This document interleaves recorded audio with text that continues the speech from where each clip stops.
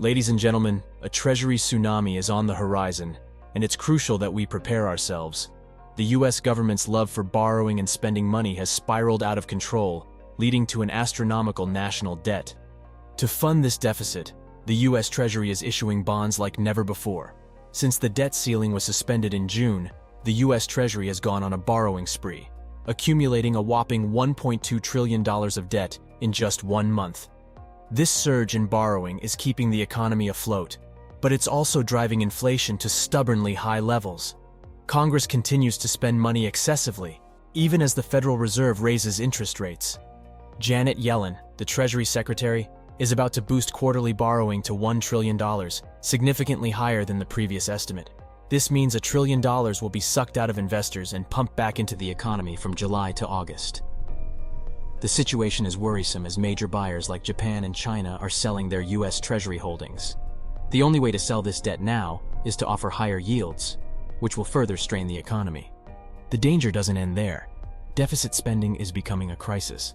The national debt is projected to soar to unimaginable levels by 2025, potentially reaching $35 trillion or even $40 trillion.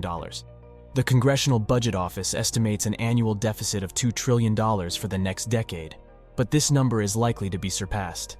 The interest payments on this growing debt are becoming a significant burden on the economy. As the debt increases, so do the interest payments, and it becomes an unsustainable cycle. Financing these deficits requires even more borrowing, exacerbating the inflation problem. Investors are flocking to US bonds due to the attractive yields, causing liquidity to dry up in the banking system. This trend is putting immense pressure on banks, especially smaller ones, and there's a risk of a banking crisis if borrowers default on their loans as interest rates rise. The Federal Reserve, while trying to stimulate the economy, is selling off its bonds, which reduces the money supply. However, when the US Treasury sells bonds, the money is reinvested back into the real economy, keeping spending high and the economy afloat. But this comes with a catch. Investors will demand higher bond yields from the Treasury, making it difficult for the government to finance its deficits. If the Treasury can't find enough buyers at reasonable rates, it will lead to even higher inflation and economic trouble. The potential energy building up behind this dam of debt will eventually burst forth, flooding the real economy with cash. Money velocity will increase, and the prices of assets will skyrocket. Gold and stocks are potential beneficiaries in this scenario, as investors seek higher returns to protect themselves from inflation. In conclusion, while the market may seem bullish now, the real danger lies in the inflation crisis down the road.